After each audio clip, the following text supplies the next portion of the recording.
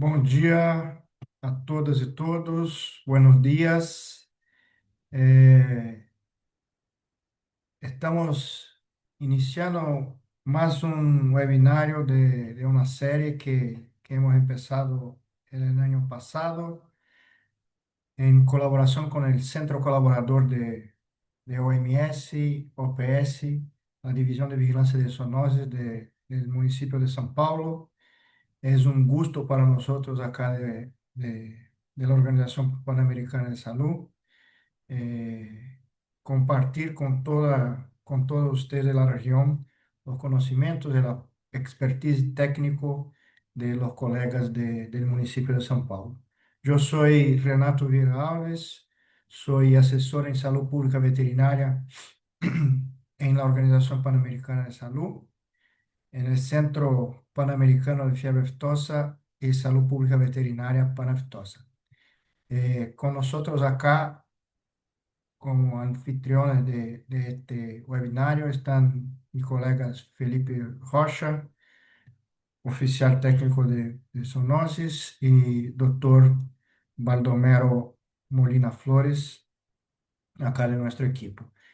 Tenemos el honor de contar con la participación de la doctora Juliana Signorini y doctor Hildebrando Montenegro, de la Prefeitura de Municipalidad de São Paulo, expertos que van a hablar hoy sobre el tema de esporotricosis, que es un tema emergente. Creo que muchos de ustedes que acompañan este webinar hoy ya tuvimos la oportunidad de hablar un poco sobre eso en algunos momentos. Es un tema emergente en la región donde se observa cómo se está ampliando el interés y la preocupación de muchos países sobre este tema. En Brasil, especialmente en los grandes centros urbanos, las regiones metropolitanas, este es un tema de creciente preocupación también. Eh, Lógicamente, por lo tanto, hay una experiencia desarrollada a lo largo de los años en estos centros donde la enfermedad ha, ha ganado importancia, y hay una transmisión consistente de una enfermedad que nos presenta enormes desafíos en términos de control y vigilancia. Esta experiencia del municipio de São Paulo que vamos ter la oportunidad de contar con la experiencia de estos profesionales. Vamos a empezar con la charla de doctora Juliana. A cualquier momento, ustedes que acompañan este webinar pueden presentar preguntas en el chat. Vamos a tener las dos presentaciones de doctora Juliana. En continuación del doctor Hildebrando. Y al término de las dos presentaciones, vamos a abrir también un tiempo para preguntas, dudas, comentarios de ustedes. Pero mientras las presentaciones ocurren, sí estén a voluntad para poner preguntas en el chat. Una vez más, muchas gracias a todos y todas. Alexandre, pode colocar a apresentação da doutora Juliana.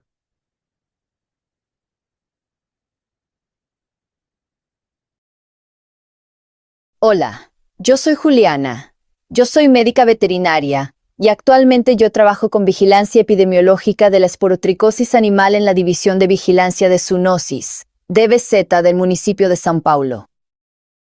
Es un placer muy grande para mí estar aquí hablando un poco sobre esporotricosis para ustedes, porque hoy la esporotricosis es la zoonosis que más nos ocupa aquí en el Centro de Control de Zoonosis por cuenta del número de casos, de la amplitud de la enfermedad, de la capacidad de dispersión que este hongo tiene. Porque aquí en Brasil él encontró el clima, la vegetación, las condiciones ideales para reproducirse. Asociado a eso, nosotros tenemos la presencia de gatos no domiciliados circulando libremente por el municipio. Y eso es un plato lleno para la esporotricosis, ¿no? Solo para presentar un poco del histórico, porque para nosotros contextualizar sobre la esporotricosis animal y cómo nosotros actuamos hoy, yo necesito hablar del histórico. Y ahí cuando ustedes vayan a ver nuestros números, entonces yo voy a mostrar algunos gráficos aquí de la evolución de la enfermedad desde que nosotros comenzamos a acompañarla. Ustedes van a entender el porqué de nuestra actuación y cuáles son las recomendaciones para esta actuación. Vamos allá. La esporotricosis aquí en el estado de São Paulo, en el periodo de 50 hasta 2000-2001, nosotros tuvimos relatos esporádicos de ocurrencia en felinos y humanos también de la enfermedad asociada al felino. De haber una agresión o la mordida del felino a un humano transmitiendo el Sporothrix. Entonces, en el estado fueron 51 casos que nosotros encontramos relatos en la literatura y 15 casos humanos también asociados a gatos en ese periodo. A partir de 93 hasta 2011, nosotros encontramos aquí en la ciudad de São Paulo algunos relatos de la Facultad de Medicina Veterinaria de la Universidad de São Paulo. Encontramos relatos de 29 gatos y 8 perros diagnosticados con esporotricosis. Y hasta 2010, la DBZ, nosotros usamos la sigla CCZ, que es el nombre antiguo, Centro de Control de Zoonosis. Nosotros todavía no habíamos detectado casos confirmados de la enfermedad en el municipio de São Paulo, tanto en humanos como en animales. Y en 2011 descubrimos el primer caso. Fue en una campaña de castración realizada por la prefectura. La prefectura de São Paulo realiza hace muchos años campañas de esterilización de animales y dentro de una campaña de castración, nosotros identificamos un gato con lesión sospechosa. Este gato no fue castrado. Hicimos un hisopo para el cultivo micológico y hubo la confirmación de Sporothrix en este animal. A partir de este caso, comenzamos a realizar acciones de búsqueda activa. Esto ocurrió en la región de Itaquera.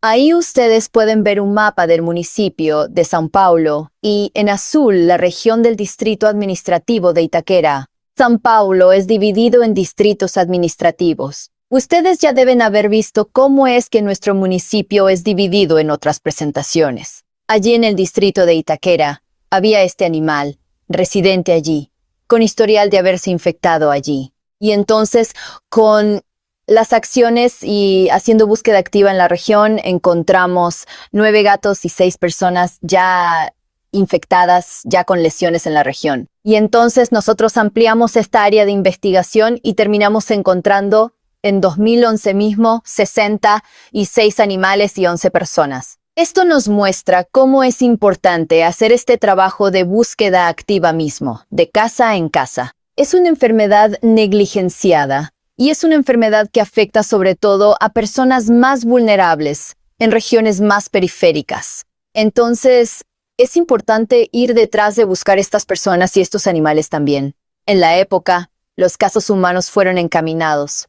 Establecimos un flujo de atención con el Instituto de Infectología Emilio Rivas, aquí de São Paulo, y el Emilio Rivas captó a estas personas para hacer el tratamiento y el acompañamiento. Entonces, fue importante eso también, conversar. Entonces, el trabajo intersectorial. Para que cada sector cuidara de su objetivo, en el caso de la medicina humana, tomar y captar estas personas. Y nosotros, en la División de Vigilancia de Zoonosis, captamos los casos animales. Entonces comenzamos con un proyecto piloto. Adquirimos itraconazol, que era un medicamento, en la época, ya recomendado para el tratamiento, tanto en humanos como en animales, y entonces distribuimos este itraconazol para los animales, y acompañamos el tratamiento de estos animales. ¿Y para qué? Para intentar delimitar este brote, para intentar contener este brote.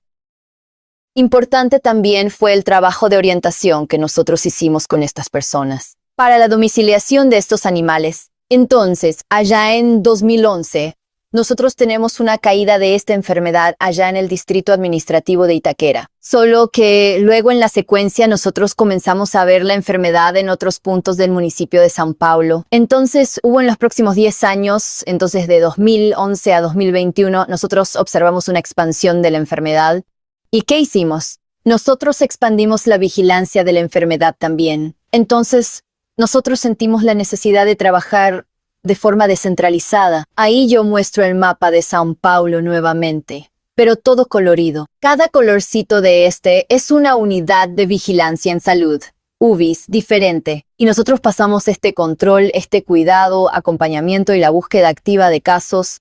Nosotros pasamos a las unidades de vigilancia para que ellas realizaran este acompañamiento de los animales. Entonces, la descentralización fue uno de los puntos que nosotros trabajamos. También publicamos una ordenanza, legislación municipal, obligando la notificación de casos humanos y la notificación de casos animales también. Entonces, casos humanos en la sospecha, casos animales cuando confirmados. Nosotros colocamos esto como una obligatoriedad en el municipio para nosotros conseguir captar más casos. Esto también nos ayudó bastante a aumentar el número de notificaciones. Y también la publicación de notas técnicas. La primera nota técnica humana y después la nota técnica animal, que trajo desde cómo desconfiar de los casos, cómo sospechar de los casos animales, el histórico de la enfermedad, diagnóstico, cómo es hecho, cuáles los procedimientos para recolectar la muestra y cómo hacer el tratamiento de estos animales también. Entonces, las notas técnicas, ellas están publicadas. Un poco más adelante yo vuelvo con ellas. Voy a mostrar para ustedes. Y la nota técnica, la publicación de la nota técnica, ayudó bastante también a ampliar el conocimiento sobre la enfermedad en el municipio. Y a partir de 2021, ahí yo voy a mostrar ahora lo que ocurrió. Entonces allá en 2020-2021, donde nosotros comenzamos este trabajo más enfocado y más fuerte, llamamos a los territorios, hacemos capacitaciones, publicamos las notas técnicas, la enfermedad pasa a ser de notificación. Entonces, ¿qué ocurre? Nosotros vemos en azul, en el gráfico, un boom de esporotricosis, entonces un boom de notificaciones en los próximos años que continúa ocurriendo. Entonces nosotros estamos ahí desde 2020, con este aumento absurdo de los casos y de las notificaciones, sobre todo en felinos, en nuestro municipio. Y aquí en rojo son los casos humanos. Aquí un mapa más visual. Yo coloqué ahí intervalos de 6 años. No coloqué 2011, coloqué 2012, porque en 2011 estaba todo muy localizado allá en el distrito administrativo de Itaquera. Entonces 2012, 2018 y 2024. ¿Cómo nosotros vemos la dispersión de la enfermedad? Entonces la enfermedad que ella tiene alta capacidad de dispersarse por el municipio y fueron ahí algunos años. 10 años, 12 años ahí en los mapas, de diferencia entre los mapas. Entonces, nosotros vemos cómo es importante intentar trabajar de forma oportuna para contener principalmente caso humano.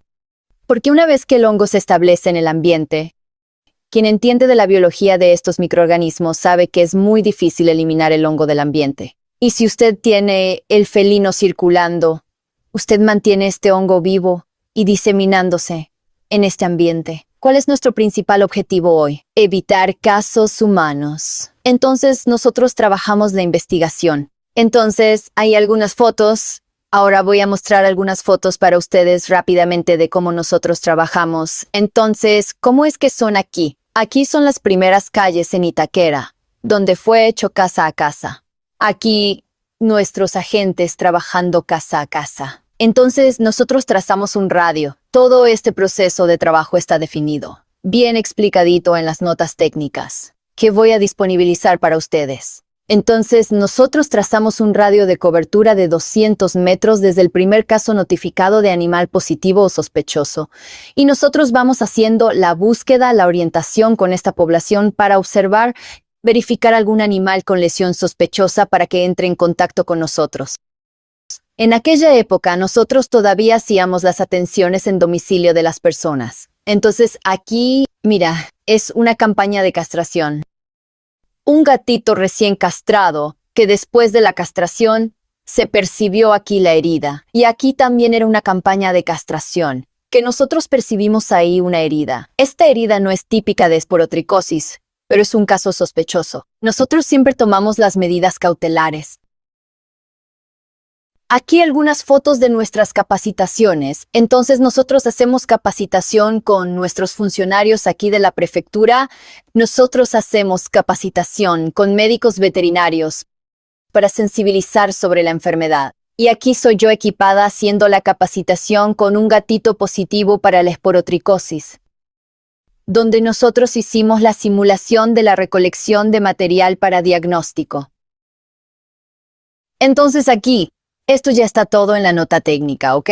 Pero rápidamente, solo para hablar para ustedes. ¿Cuándo es que nosotros sospechamos de un caso? Un perro o un gato con lesiones cutáneas, ulceradas o gomosas, que pueden estar fistulizadas o no. Las lesiones que no cicatrizan, de difícil cicatrización, pueden haber síntomas respiratorios y aumento de volumen nasal, nariz de otomano o nariz de payaso. Aquí un gato con lesiones bien diseminadas, ¿no? Y aquí la nariz de otomano que nosotros vemos cuando miramos el gatito de perfil es aquella nariz de griego, ¿no? Entonces, italiano también, que tiene una nariz grande. Yo soy descendiente de italiano, entonces yo puedo hablar. Pero nosotros percibimos este tipo de lesión. Y normalmente estos animales tienen antecedentes de acceso a la calle, pelea con otros gatos, circulación por áreas donde hay otros animales con esporo.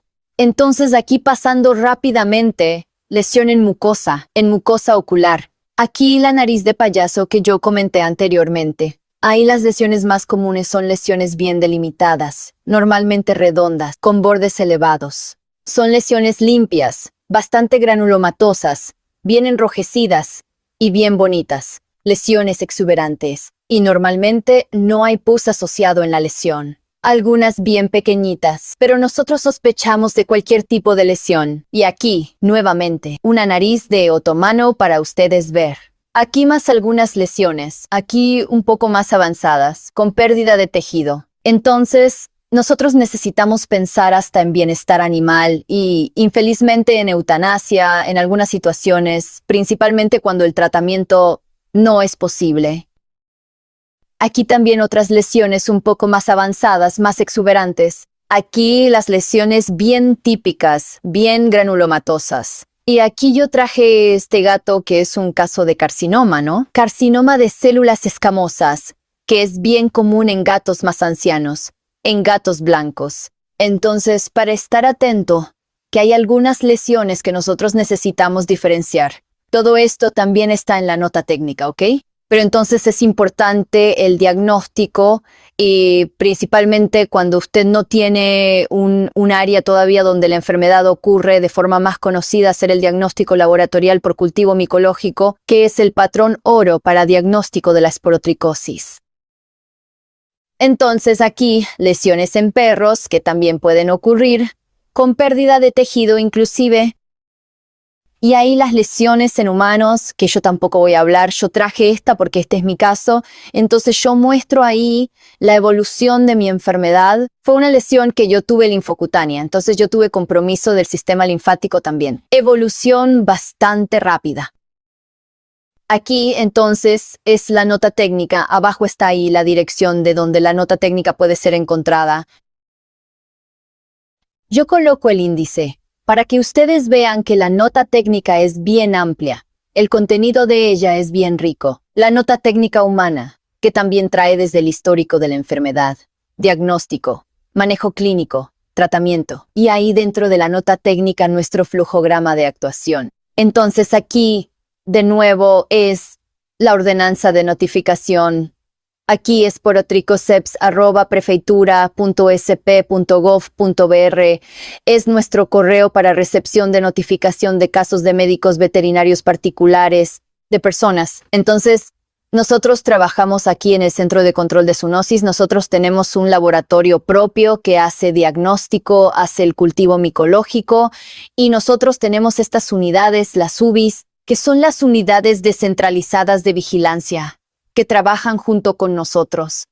Entonces, este es el flujo que está en la nota técnica de trabajo. Nosotros aquí en el CCZ, que somos los que hacemos la vigilancia y hacemos todo el control de datos del municipio, trabajamos con las 28 UBIs y con nuestro laboratorio.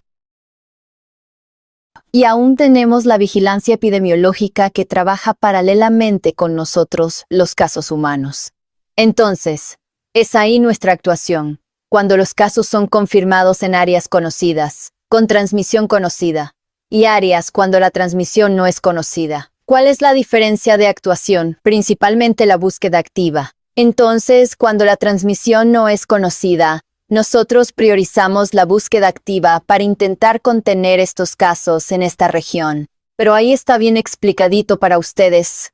Como nosotros no tenemos mucho tiempo, después ustedes pausan y miran con calma, o también ustedes pueden acceder en la nota técnica. Ahí es una ficha de notificación que nosotros utilizamos de veterinarios particulares para encaminar el caso para nosotros. Aquí es nuestra ficha de investigación que yo traje también para dejar para ustedes. Entonces es la ficha que nosotros llenamos con la investigación del caso. Aquí es la ficha de solicitud de evaluación médica. Cuando nosotros vamos a la casa de una persona, cuando nosotros atendemos un animal y nosotros percibimos que la persona tiene la lesión, fue arañada o mordida por el animal, nosotros ya hacemos el encaminamiento de este humano para el servicio médico para que este caso sea tomado oportunamente, diagnosticado de forma oportuna, sin causar grandes problemas para esta persona. Y aquí es una ficha que nosotros usamos para acompañar la distribución de medicación. Entonces, como comenté, nosotros distribuimos gratuitamente la medicación para el tratamiento de este animal, y nosotros acompañamos este animal hasta el alta. Y aquí es una foto de cómo a las personas les gusta que nosotros vayamos a la casa. Hoy, como nosotros estamos con un número muy grande de casos, nosotros ya no estamos logrando hacer esta entrega domiciliaria del medicamento, pero nosotros conversamos con estas personas mensualmente para que ellas vengan a buscar el medicamento. Y nosotros tenemos adhesión, ¿no? Porque los animales mejoran. Y la mayoría de las veces ellas tienen vínculo afectivo con este animal, y esto es importante. Entonces, se forma vínculo con esta persona y con este animal. Y aquí es la forma que nosotros orientamos a la persona a suministrar la medicación. Nosotros nunca decimos para ella suministrar la medicación directamente en la boca del animal para evitar el riesgo de infectarse. El gato tiene los dientes largos, las uñas largas, entonces es muy fácil que la persona se infecte al momento de dar la medicación al animal. Entonces, aquí nuestra triada, que nosotros pensamos en el concepto de salud única, ambiente, hombre y animal viviendo en armonía. Entonces nosotros priorizamos el diagnóstico precoz y el alcance de este diagnóstico, el monitoreo de estos casos, tratamiento y búsqueda activa, y educación en salud para prevención de la enfermedad, para sensibilización de los profesionales de salud. Nosotros enfrentamos algunos problemas aquí en casas de acumuladores, que es un gran problema para nosotros, pero nosotros intentamos. En ese caso, nosotros hacemos las visitas con mayor periodicidad para orientar y para acompañar mejor a estas personas, estos tutores, en el tratamiento de estos animales. Y ahí, nuestro objetivo principal, que es la reducción de la transmisión para humanos y entre animales. ¿Y cómo nosotros hacemos la vigilancia oportuna? Importantísima, notificación obligatoria. Trabajar la vigilancia y la investigación epidemiológica, mantener una base de datos robusta para saber cómo la enfermedad evoluciona en cada municipio. Y aquí algunos casos que nosotros tenemos de éxito de antes y después que yo traigo para finalizar la presentación. Es siempre importante saber que es una enfermedad que tiene tratamiento, los animales quedan muy bien, y las personas terminan gustando mucho de eso, porque ven que el animal mejora. Y trabajar la educación para la tenencia responsable de animales domésticos, domiciliación. Es la única forma de nosotros evitar la dispersión de esta enfermedad y principalmente la transmisión para humanos. Yo agradezco bastante y quedo a disposición para aclarar dudas. Muchas gracias.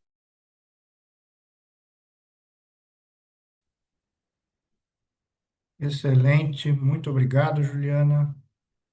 Traz pontos muito importantes e que vão despertar, sem dúvida nenhuma, a atenção de quem tem a oportunidade de assistir esse webinário. Como eu disse, nós vamos passar imediatamente à próxima charla do Dr. Hildebrando e depois a gente abre para perguntas. Eu vi que já teve mão levantada, mas se quiserem acrescentar alguma coisa no chat, fica à vontade. e passamos à próxima apresentação.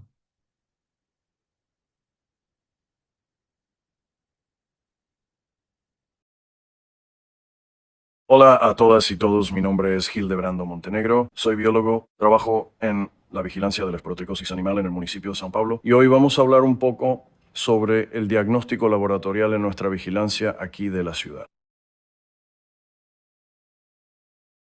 La importancia del diagnóstico en la vigilancia de la esporotricosis animal se da por estos principales factores. Primero, la indicación para el tratamiento del animal, sea realizado por el tutor o por el servicio de vigilancia. En segundo, la confirmación de casos sospechosos. Y en tercero, el más importante, es la definición de nuevas áreas de transmisión. Es decir, cuando se encuentra un animal sospechoso en un área donde no se conoce la transmisión, es importante tener un diagnóstico para iniciar las actividades de vigilancia, que son actividades que van a tener un costo, involucran personas, en fin, va a haber todo un esfuerzo relativo a este trabajo en esta nueva área de transmisión. Nosotros utilizamos aquí en la ciudad de San Paulo el examen micológico por cultivo. Actualmente él es el patrón oro para diagnóstico. Voy a estar hablando un poco más adelante al respecto de él también. Y con relación a la cuestión de la recolección y conservación de las muestras, es muy importante para el cultivo. Inicialmente, la seguridad en la recolección. Esto es importante porque el animal sospechoso puede transmitir esporotricosis. Entonces, es importante el uso del EPP, el guante de procedimiento y el delantal de mangas largas. La muestra es el exudado, la lesión de felinos, de caninos también, pero principalmente de los felinos, muy rica en las formas fúngicas. Y esta recolección se hace con hisopo. La conservación de este hisopo con muestras se hace en el medio de transporte. Nosotros utilizamos aquí en la ciudad de San Paulo el medio Stewart. Puede ser el Amias también, pero Stewart es mucho más económico, es mucho más barato. Esta muestra dentro del medio de transporte tiene que ser refrigerada hasta la llegada al laboratorio. Entonces aquí podemos ver una figura con el embalaje conteniendo el medio de transporte. Aquí el tubo con el medio de transporte. Aquí el hisopo, todo está esterilizado. Entonces el embalaje es abierto, la muestra es recolectada, como la forma aquí a la derecha. Es importante el hisopo de asta larga. Él ofrece una protección adicional para la persona que está haciendo la recolección, por mantener una cierta distancia del animal. Y el guante de procedimiento y el delantal de mangas largas, que sería el EPP necesario para la recolección. Después de la recolección del material, este hisopo es insertado dentro de este tubo conteniendo el medio de transporte, de forma que la punta del hisopo con la muestra quede dentro del medio de transporte. El transporte de la muestra, sea del lugar de recolección para la unidad de vigilancia o para el laboratorio, o de la unidad de vigilancia para el laboratorio, se da por 3 niveles de contención. Esto es norma de la OMS. El primer nivel es el propio frasco del medio de transporte, el propio tubito del medio de transporte. El segundo es un frasco estanco, normalmente de rosca, con simbología de riesgo biológico. Y por último, una caja hermética, también con simbología de riesgo biológico. Como ya dije, nuestro diagnóstico es hecho por el examen micológico. El patrón oro es un cultivo en medio sólido. Agar inclinado en tubo es la forma que nosotros utilizamos para la inoculación del material. La identificación se da por los criterios macro y micromorfológicos. Esto lleva a una identificación a nivel de género. Aquí abajo tenemos las referencias bibliográficas para quien tenga interés en saber más al respecto de esta metodología. Nosotros hacemos el inóculo en duplicata. Nosotros utilizamos el agar Mycocel selectivo a 25 grados y el agar Saburó dextrosa a 35, porque nosotros hacemos el diferencial para Cryptococcus neoformans. Cryptococcus neoformans no crece en el agar Mycocel. Si ustedes no tienen la necesidad de hacer este diferencial, puede estar utilizando el agar Mycocel a 25 y a 35 grados. La identificación es hecha por los criterios macro y micromorfológicos del crecimiento del cultivo, de los hongos que crecen en el cultivo. Como ya dije, identificación a nivel del género Sporothrix. Y el conidióforo, que es importante en la confirmación del género Sporothrix. Él es visible en lámina hecha directamente con un fragmento del cultivo y una muestra del hongo sospechoso. Nosotros utilizamos la coloración de azul del lactofenol y se puede ver el conidióforo característico directamente en la lámina realizada. Entonces no es necesario un microcultivo, que sería un paso adicional. Siempre que nosotros tenemos duda en el diagnóstico macro y micromorfológico, nosotros utilizamos el PCR convencional. Entonces aquí tenemos dos ejemplos de cultivos positivos para Sporothrix en duplicata, como dije para ustedes. Y aquí a la derecha podemos ver la imagen de la lámina coloreada con azul del lactofenol. Entonces aquí es importante el criterio de identificación. Entonces, el conidióforo, que es esta estructura aquí, él tiene un asta que sale perpendicularmente al eje de la hifa. Los conidios, ellos tienen formato de lágrima y ellos se insertan simpodialmente en el conidióforo, o sea, ellos se unen todos en el mismo lugar. Ellos dan este aspecto de margarita que puede ser visto aquí. Y esto identifica a este hongo como siendo del género Sporothrix. El tiempo de cultivo, normalmente los cultivos positivos, ellos se positivizan en 4 a 8 días en promedio, ¿ok? Pero en informe negativo, los cultivos que se muestran negativos, el resultado solo es liberado después de 30 días del cultivo sin crecimiento de hongos sospechosos. Aquí tenemos las referencias bibliográficas, tanto del PCR convencional que nosotros ya utilizamos, como del PCR en tiempo real, que es una técnica que nosotros pretendemos implantar en 2026. Entonces pretendemos hacer la estandarización y validación de la técnica aún este año. Es una técnica que se muestra mucho más sensible y específica que el PCR convencional y él tiene una logística más simple, porque no necesita del medio de transporte para la conservación de la muestra. La muestra puede ser recolectada en hisopo seco directamente. Entonces aquí las dos referencias. Y finalmente me gustaría hablar un poco del diagnóstico micológico por el examen directo, que nosotros no utilizamos porque es un diagnóstico presuntivo y nosotros tenemos la opción de usar el cultivo, pero él es un diagnóstico de baja complejidad y bajo costo. El imprint de la lesión puede ser hecho directamente en la lámina. Entonces usted coloca la lámina en contacto directo con la lesión, de forma que queda un imprint del exudado. Y ser utilizado un colorante, como el panótico rápido, que además de rápido, él es bastante barato. Esto permite la visualización directa de las formas levaduriformes, bastante ricas en las lesiones de gatos. Como dije para ustedes, es un diagnóstico presuntivo. Entonces, estas formas son sugestivas o compatibles con el Sporothrix. O sea, nosotros no cerramos el diagnóstico, pero con certeza este dato puede auxiliar en la vigilancia de la esporotricosis, en conjunto con otros datos, informaciones clínicas y epidemiológicas del lugar o del animal. Entonces, eso era lo que tenía para este momento. Quería agradecer la atención y quedamos a disposición para dudas. Y aquí al final tengo mi correo también. Si ustedes quieren entrar en contacto para mayores informaciones o cualquier otra cosa. Es eso entonces. Agradezco la atención.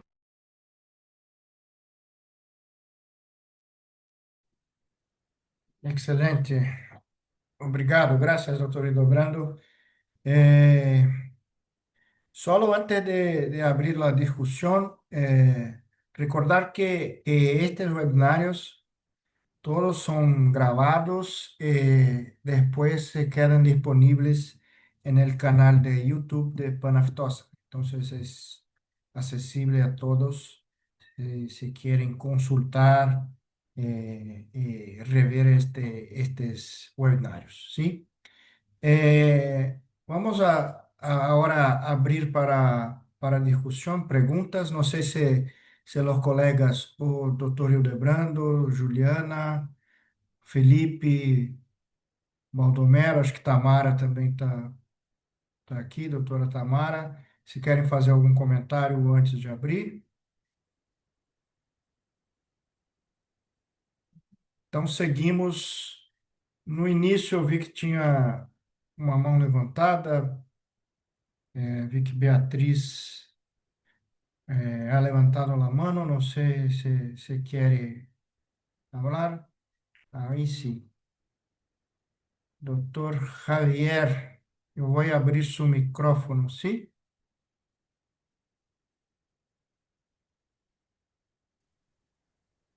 Hola. Sí, lo escuchamos bien. Sí, ¿me escuchan? Bienvenido, doctor. Sí, sí, escuchamos. Sí, muchísimas gracias. Tengo una pregunta para la doctora Juliana, creo que entiendo, es la que habló primero. Eh, Ella hablaba sobre que quieren evitar que se llegue al punto en que los ambientes estén llenos del hongo, de la esporotricosis.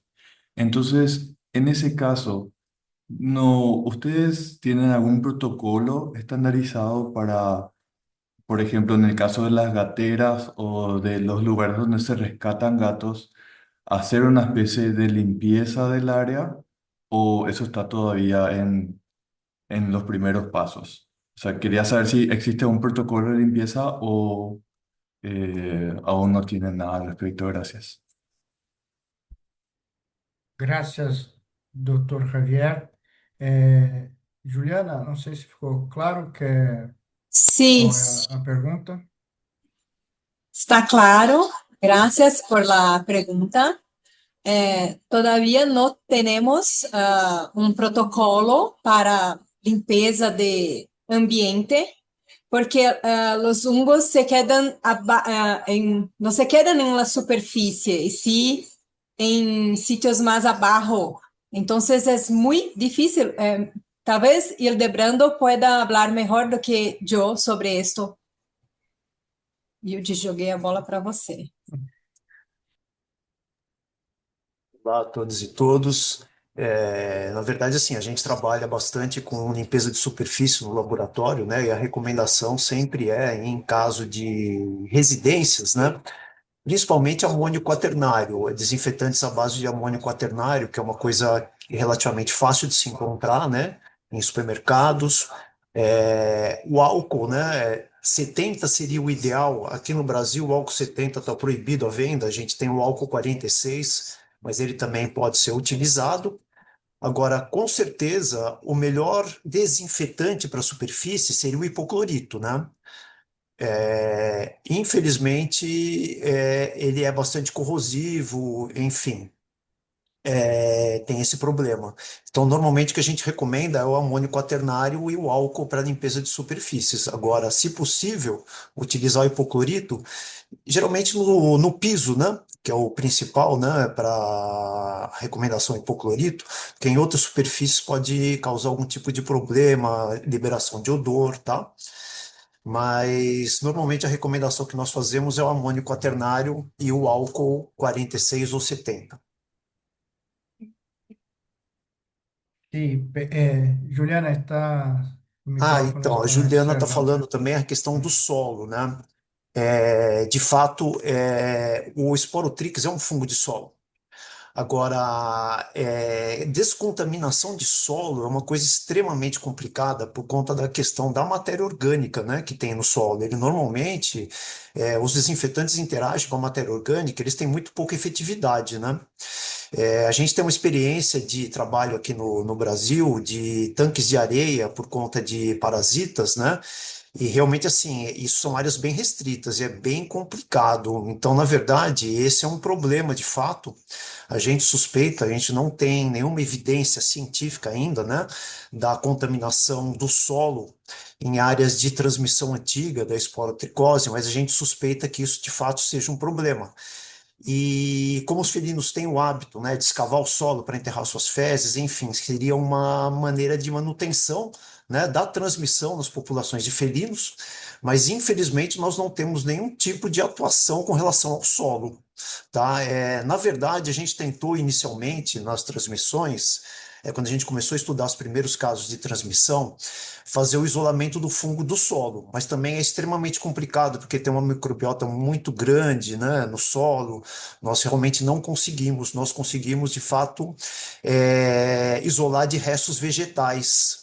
Isso a gente conseguiu isolar o Sporotrix de restos vegetais. Mas, infelizmente, o solo, que seria o grande reservatório, nós não temos nenhum tipo de atuação e, até o momento, não temos também na literatura nenhuma maneira de fazer essa descontaminação. Perdão, só desculpa, desculpa, Renato, doutor Hildebrando, se você puder, quando você for fazer essa resposta, falar só um pouquinho mais devagar em português mesmo, para o pessoal entender um pouquinho melhor. Doctor Javier Ayala, ¿se quedó bien la respuesta? ¿Entendió?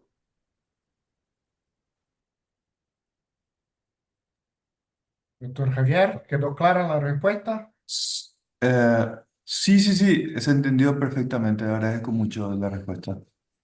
Sí, gracias, gracias, doctores. Y ahora la palabra con mi amiga doctora Caterina, especialista en el tema. Por favor, doctora.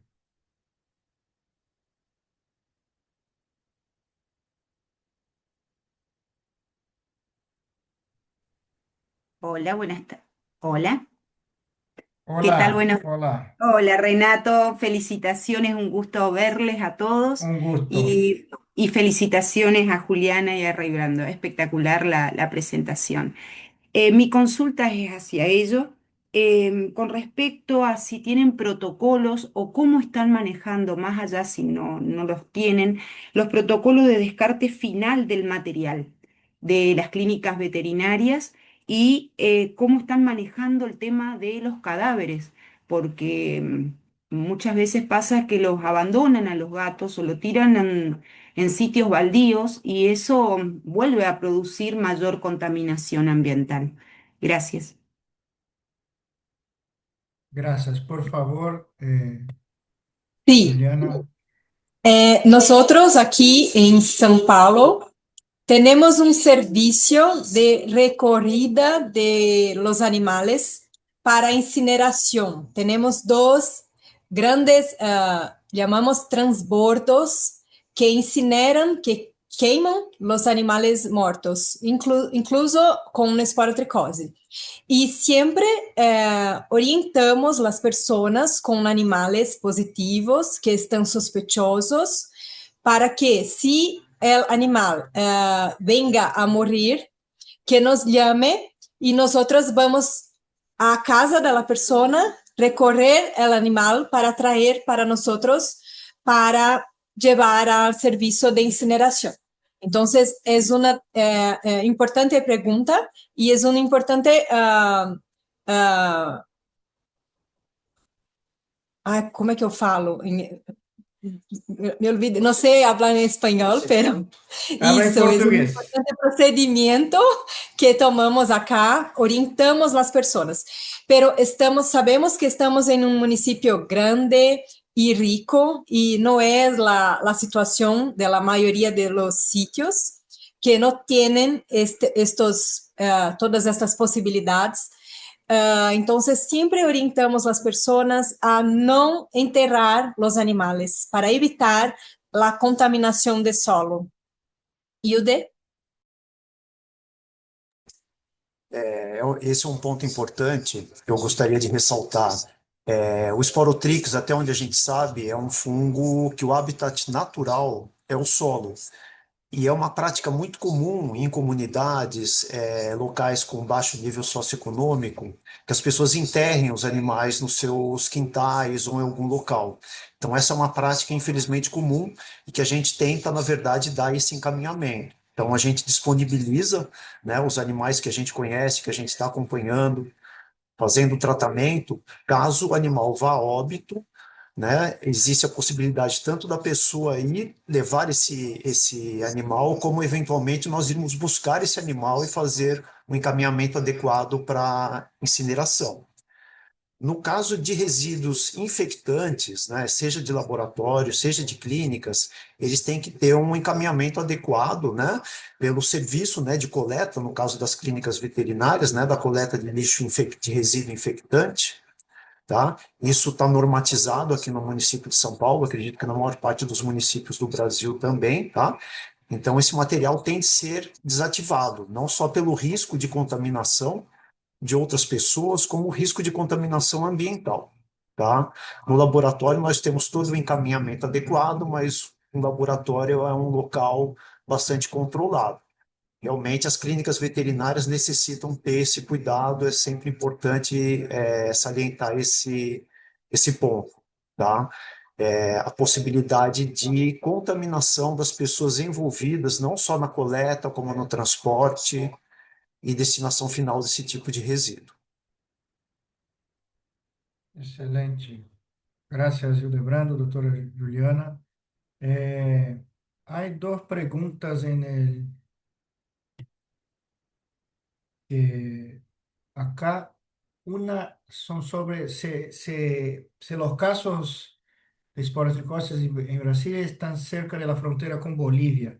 Eh, yo sé, buscando acá, que hay casos sí registrados en Corumbá y La Dario. No, no sabría decir cuál es el nivel de transmisión. Si hay alguien o del Ministerio de Salud de Brasil o de alguno de estos estados que son fronterizos con Bolivia, por favor, levante la mano.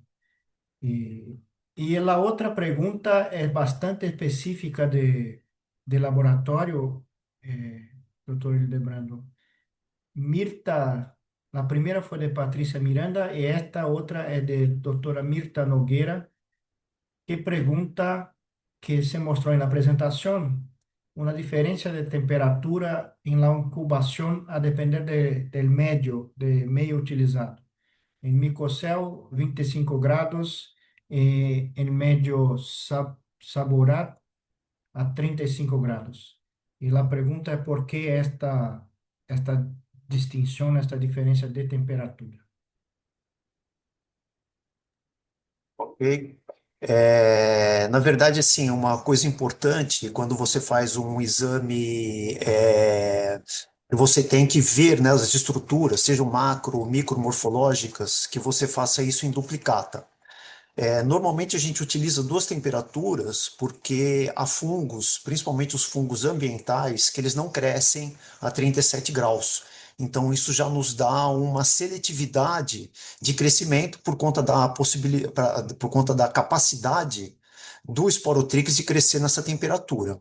Então, assim, é importante a gente ter em mente que quando a gente trabalha com cultura, tudo que está na amostra pode crescer. Tá? Então, esses meios, normalmente, a gente coloca antibióticos, porque não queremos que as bactérias cresçam, né? E utilizamos o Micosel, que é um meio seletivo. Ele já elimina uma grande quantidade de fungos contaminantes. A gente não pode se esquecer que numa lesão aberta, a gente tem sempre uma contaminação secundária por vários tipos de micro-organismos, sejam eles ambientais, até eventualmente patogênicos também, tá? E como eu disse na apresentação, no caso da temperatura de 35 graus, nós utilizamos o Saborô porque nós fazemos o diferencial para Cryptococcus neoformas. O nosso setor não trabalha só com a esporotricose. Nós trabalhamos também com criptococose, trabalhamos com histoplasmose, trabalhamos com dermatofitoses, então a gente sempre faz também o diagnóstico diferencial. Mas essa é uma característica do nosso laboratório, tá? Agora, a questão da temperatura, ela é importante para fazer essa seletividade dos fungos patogênicos, porque eles têm essa capacidade de crescimento a 37 graus, tá? Não sei se você gostaria de mais alguma explicação adicional, mas mesmo, por exemplo, que você utilize só o Micosel, que já é um meio seletivo, eu recomendo que seja feita sempre a semeadura em duplicata, tá? Para você ter dois crescimentos separados, para você ter um termo de comparação, tá? E temperaturas diferentes, que você já vai eliminar muitos dos fungos contaminantes que não têm a capacidade de crescimento nessa temperatura mais alta.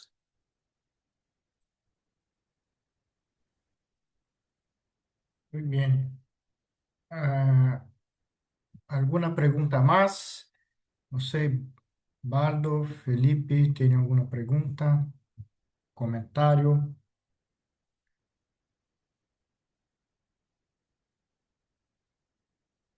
Caterina, Renato, por favor, Felipe, yo fica à sí, vontade, fica à sí, vontade.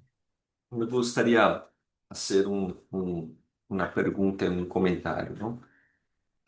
Entonces, doctora Juliana y doctor Hildebrando, considerando la primera vez que se identificó la esporotricosis en São Paulo hasta el momento actual, en su visión general, ¿cuán rápido fue este crecimiento, su distribución a lo largo de la ciudad, en cantidad de casos, impacto, haciendo un análisis retrospectivo de perspectiva de ustedes? Y de ahora para el futuro, que ustedes creen que serán factores ahí importantes y si ustedes creen que llegamos a un punto de estabilidad en la ciudad de los casos o ustedes creen que tendremos aún más crecimiento, tanto en distribución cuanto en cantidad e impacto de la enfermedad?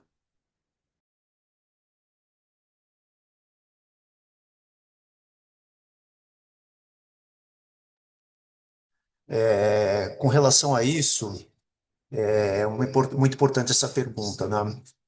Os trabalhos científicos que têm analisado as vigilâncias da esporotricose aqui no Brasil, elas mostram que o aumento é sempre exponencial, infelizmente. Então, isso pode ser visto principalmente naquele gráfico que a Juliana apresentou na esporotricose animal, né?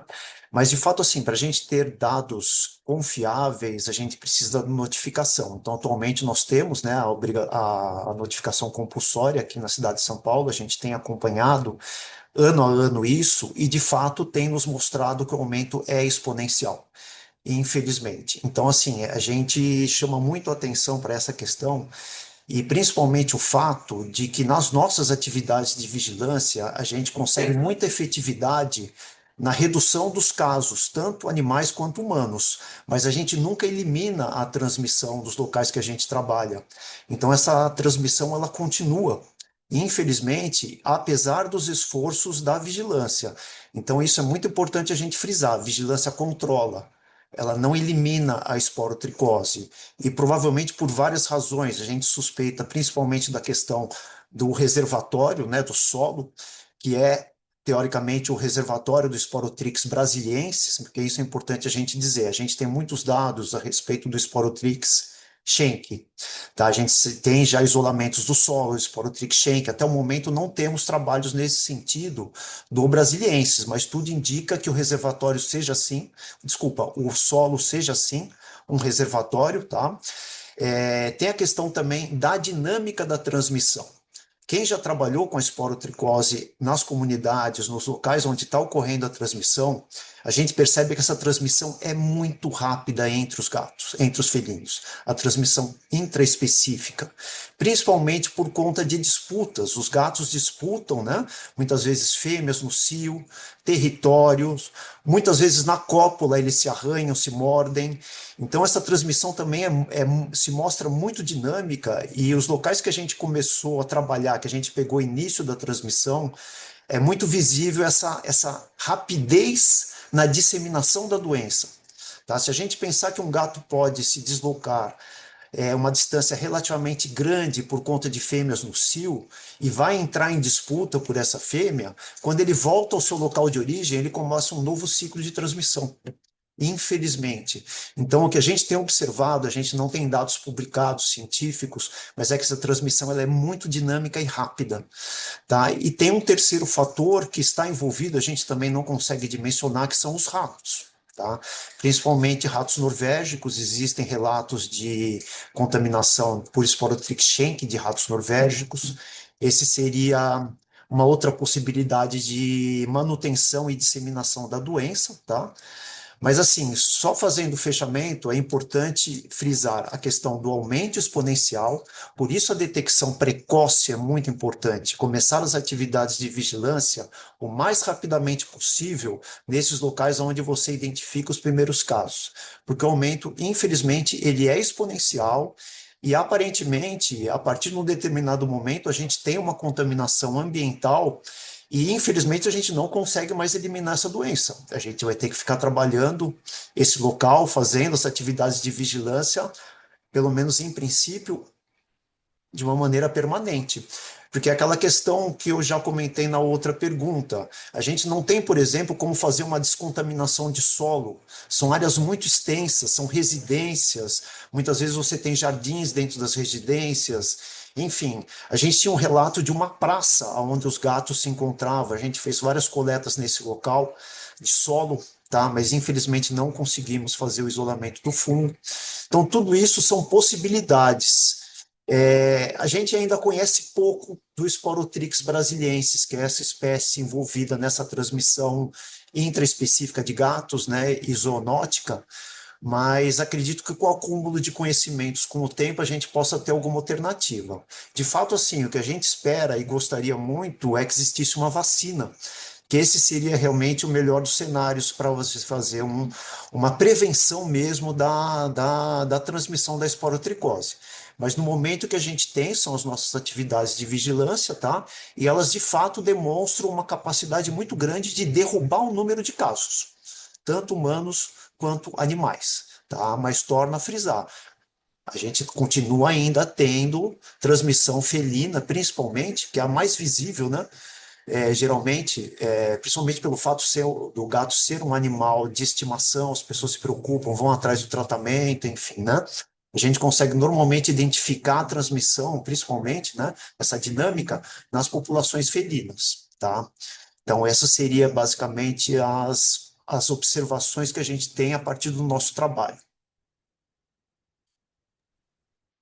Complementando, estas perguntas, Felipe, são as perguntas que nós outros nos hacemos todos os dias, porque estamos trabalhando a doença desde o início com distribuição de itraconazol para os gatos, diferente de outros sítios. Então, são muitos anos de tratamento gratuito e vimos os gráficos mostrando a doença somente aumentando. Então, nos perguntamos todos os dias, será que fornecer a medicação por si só ajuda? Será que concomitantemente trabalhamos na educação, que é algo crônico que se trabalha ao longo do tempo para a domiciliação dos animais, porque pensamos que a única forma efetiva de controlar a doença é mantendo o animal em casa, domiciliado. Pero em nossa cultura, em Brasil, os gatos necessitam quedar-se livres para que não se estressem em casa. Então, estamos desenvolvendo alguns trabalhos agora de avaliação do fornecimento da medicação e estabelecimento de indicadores e para que possamos prever o comportamento da doença em novos locais.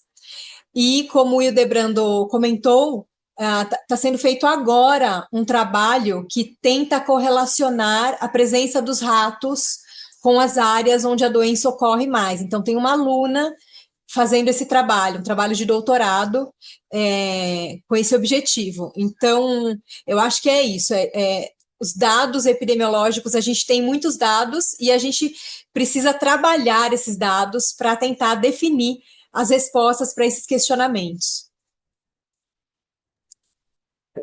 Eu queria ressaltar esse ponto que a Juliana chamou a atenção, da domiciliação do animal. De fato, se você tem amor pelo seu bicho, você quer ele saudável, íntegro, é muito importante que você tenha esse animal domiciliado, gato, né? Então, essa é uma atitude realmente de responsabilidade com o seu próprio animal, se você quer o bem-estar dele. Com relação ao tratamento, por que que nós optamos pelo tratamento? Quando nós começamos a discutir a vigilância aqui no município de São Paulo, infelizmente as únicas alternativas de controle eram ou a eutanásia ou o tratamento do animal, principalmente porque o itraconazol, ele é um fármaco muito eficaz contra a esporotricose.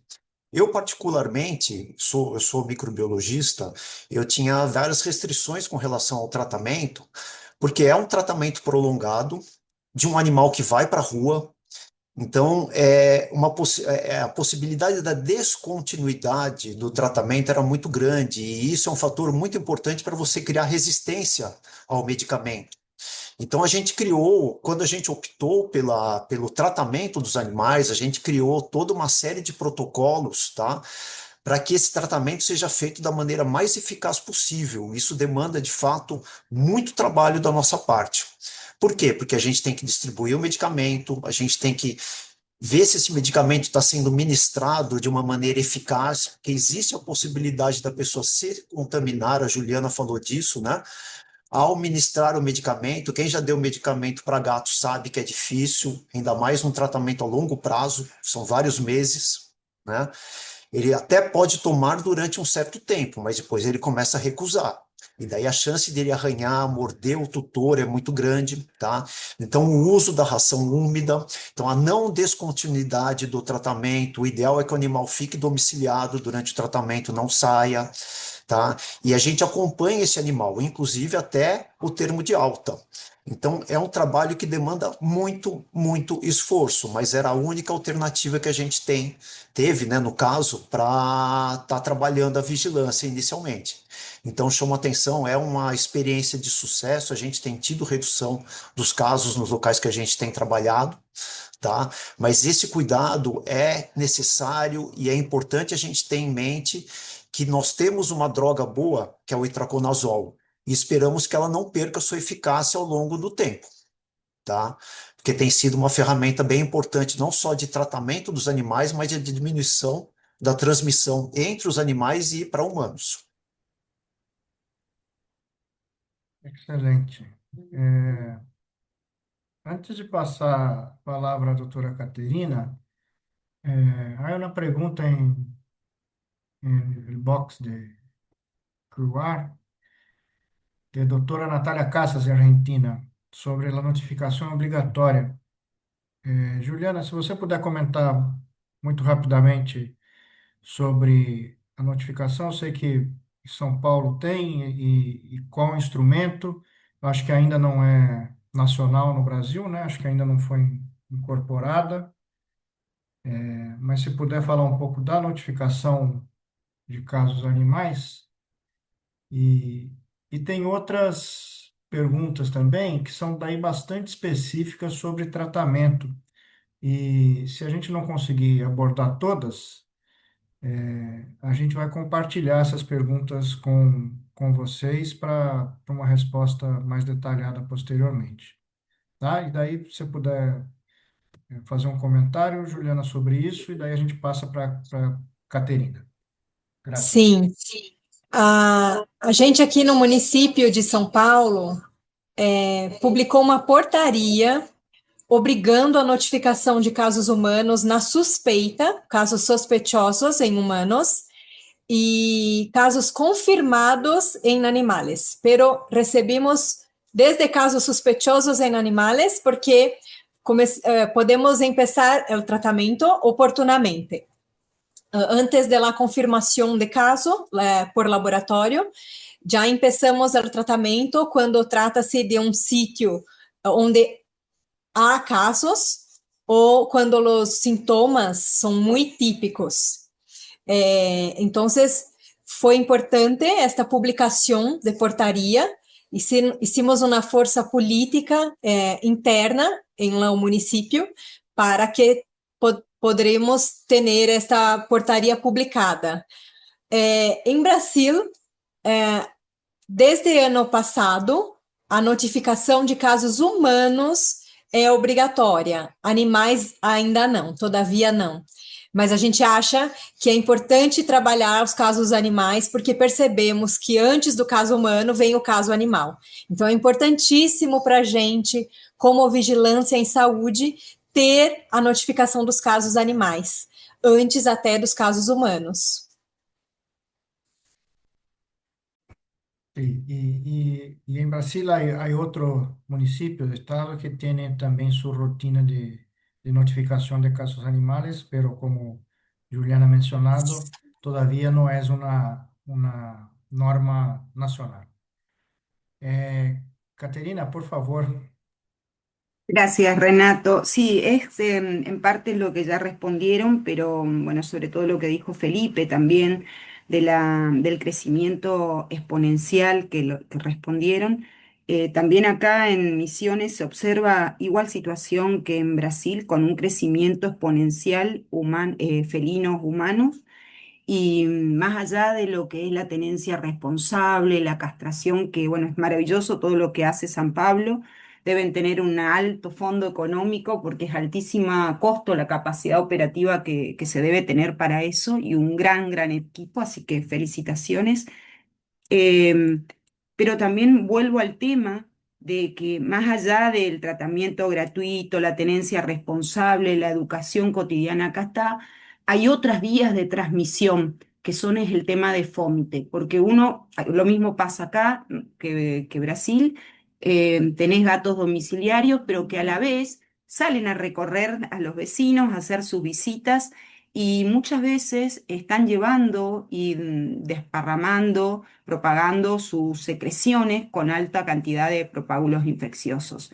Entonces, eso por un lado también contribuye, es algo que hace que haya mayor contaminación ambiental y mayor transmisión a otros gatos. Y aquí también el tema de cómo, la pregunta es cómo Brasil eh, trabaja con las clínicas veterinarias. Sé que ustedes tienen recomendaciones, pero ¿cómo controlan las clínicas veterinarias?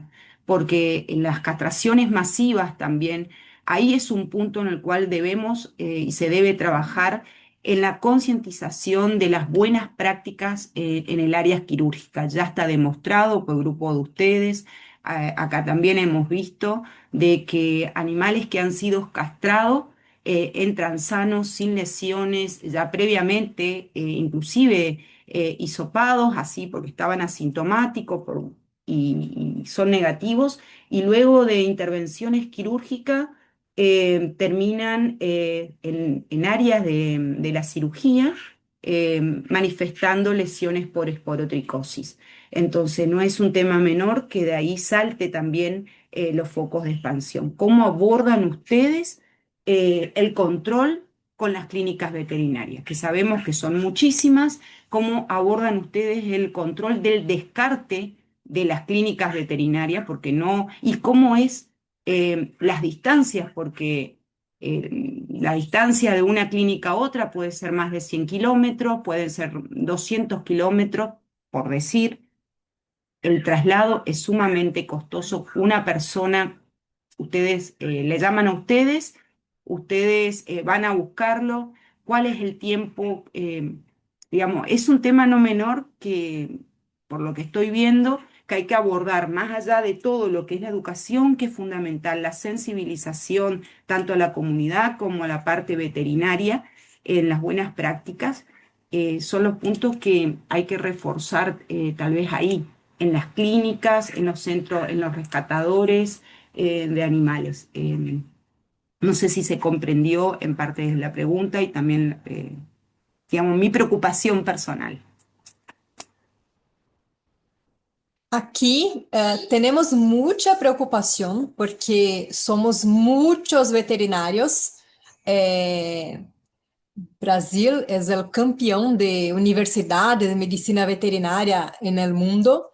Entonces hay muchos profesionales, muchas clínicas, pero tenemos órganos, algunos órganos de control de la profesión específicos, se llaman consejos regionales de medicina veterinaria y hay legislación que todos los profesionales tienen que seguir de actuación y de boas prácticas. Por ejemplo, las clínicas todas tienen que tener contratos para descarte de residuos de salud. Este descarte tiene que ser hecho de manera adecuada. Entonces, toda semana las empresas contratadas van hasta las clínicas para recoger los residuos de salud. Y nosotros tenemos un sector de vigilancia, llamamos vigilancia zoosanitaria, que hace la fiscalización en los servicios médicos veterinarios para garantir que todos los procesos y de buenas prácticas estén cumplidos. Y nosotros hacemos charlas con los médicos veterinarios para orientar quanto ao tratamento adequado. Por exemplo, orientamos a abrir a cápsula de itraconazol e sabemos que farmacologicamente a abertura da cápsula não é recomendada, porque este medicamento tem que passar pelo estômago para ser absorvido em intestino. pero o risco de proprietário, de tutor responsável de dar a medicação na boca do animal é muito maior. Então, hacemos a orientação para os colegas médicos veterinários para que digam ao tutor para abrir a cápsula, damos uma dose um pouquinho maior, porque sabemos que haverá uma perda em estômago. Então, a dose recomendada de 100 miligramas por gato, com mais de 3 quilos, é um pouquinho maior que a literatura recomenda e temos muito buenos resultados. Pero temos que trabalhar todos os dias com a orientação a los médicos veterinários para que possamos ter a prevenção da doença, porque os médicos veterinários muitas vezes não enxergam seu papel em la saúde pública. E com a prevenção das doenças nos tutores, só enxergam o tratamento no animal. Então, é algo que temos que ter tempo para trabalhar e para trabalhar com as universidades também, é muito importante, com os professores de saúde pública, trabalhar com toda a rede, a cadeia, para que os médicos veterinários se entendam como parte de profissionais de prevenção para a saúde humana também. Gracias, Juliana. Muchas gracias, doctora Juliana, Hildebrando, Caterina, todos. Para registrar, ya llegamos a unos 80 participantes simultáneos acá en el webinario. Demuestra todo el interés en el tema en toda la región. Y si no hay más preguntas de los participantes, tenemos dos preguntas acá para encerrar. Una para doctora Juliana, otra para doctor Hildebrando. Y hay una otra del doctor Fausto de Almeida Marinho Neto, que es médico veterinario en Campinas, São Paulo, que tiene una pregunta más específica sobre tratamiento que vamos a pasar a ustedes, pero hay una otra que pregunta sobre relación a eutanasia de los animales positivos en los casos que no hay interés o no hay condiciones de la persona de llevar el tratamiento adecuadamente. Entonces, en estos casos, ¿cómo ustedes han procedido en relación a eutanasia en estos casos donde la persona no quiere o no puede tratar de, de los gatos? Una pregunta muy simple, ¿no, Juliana? Eutanásia. Acabei de comentar que essa pergunta sempre surge. Temos uma legislação em nosso país que proíbe os profissionais de centros de controle de zoonoses de executar a eutanásia quando há possibilidade de tratamento, quando o animal não está em sofrimento. Então, é complicado quando você tem um animal com pouquitas lesões e solamente por la capacidade de ser infectante, não podemos fazer eutanásia se esse animal pode ser tratado. Por outro lado, ele pode ser tratado se ele tem um responsável. Nem sempre há essa realidade que se apresenta. Muitas vezes os animais estão com lesões, mas não tem alguém para tratá-los. Então, hacemos um trabalho com a comunidade de tentar encontrar alguém que alimente este animal para que pueda fornecer a medicação. Muitas vezes temos algumas ONGs, ONGs e pessoas que recorrem estes animais de la calle para tratamento, pero es difícil también. E quando o animal está em uma situação que está em sofrimento, hacemos a eutanásia acá em Centro de Controle de Zoonoses, porque já tentamos internar alguns animais e quando são animais estão acostumados a ficar livres, quando eles se veem presos, eles não melhoram, né? Eles ficam. Gato é um animal que se estressa e que esse estresse atrapalha no tratamento. Então, a gente hoje, fazer eutanásia hoje, para mim, que sou uma médica veterinária, que tenho muita dificuldade em executar uma eutanásia, hoje é mais fácil, sabendo que alguns animais já ficaram e já não melhoraram, só se estressaram, só pioraram, né? Então, mas é muito delicado porque temos uma legislação que temos que seguir. E não puedo fazer eutanásia quando há possibilidade de tratamento acá.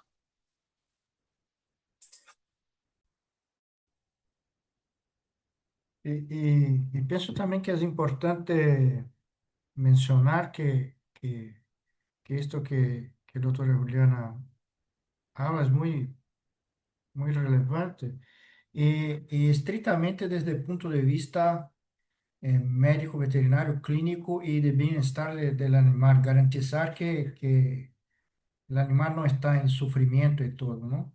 Entonces, solo para aclarar que no hay ninguna consideración o discusión o dato que apunte que la eutanasia puede servir como un método de control de la enfermedad o de control de la transmisión para los humanos. Entonces, yo sé que no fue esta la pregunta del doctor, pero solo para aprovechar el tema de eutanasia, que es siempre muy, muy importante y que no hay discusión o recomendación de este procedimiento como una estrategia, un método de control, pensando en términos de salud pública. Entonces, solo para aclarar que esto es estrictamente en estos casos, que no son pocos y son la excepción, cuando el animal está en sufrimiento y la eutanasia es la opción médica, veterinaria, clínica más adecuada. Y la última pregunta de doctora Fernanda Guedes, del Instituto Pasteur de São Paulo, para o doutor Hildebrando. Eh, para um serviço que vai começar a realizar a vigilância laboratorial, o exame direto pode ser utilizado como um método de triagem, de tamizagem para esporotricose? Sim, com certeza. Como eu disse na apresentação, é um exame fácil, rápido, barato, tá? O único problema é que ele não fecha o diagnóstico, tá? Então, assim, a recomendação é quando você não tem outras ferramentas, que se use o exame direto, sim, tá? Ele exige, na verdade, um conjunto de lâminas e um colorante que é bem barato, no caso pode ser o panótico, e um microscópio. E agrega um conhecimento às ações de vigilância, aos dados epidemiológicos bastante importantes, tá? Embora ele não feche o diagnóstico, ele mostra uma possibilidade muito grande de ser aquele agente causativo. E outra coisa importante também, com o tempo, a pessoa que realiza os exames, olhando o animal, fazendo o exame, ela adquire uma expertise, tá? Então, assim, é um exame que, apesar de ser barato, ele exige uma certa experiência, e isso ocorre com o tempo. Então, assim, é, recomendamos, no caso de municípios, por exemplo, ou serviços de vigilância que não tenham um laboratório já estruturado, como foi o caso de São Paulo, que comecem sempre pelo exame citológico, que ele de fato vai agregar bastante conhecimento, tá, para as ações de vigilância, para o desenvolvimento das ações de vigilância.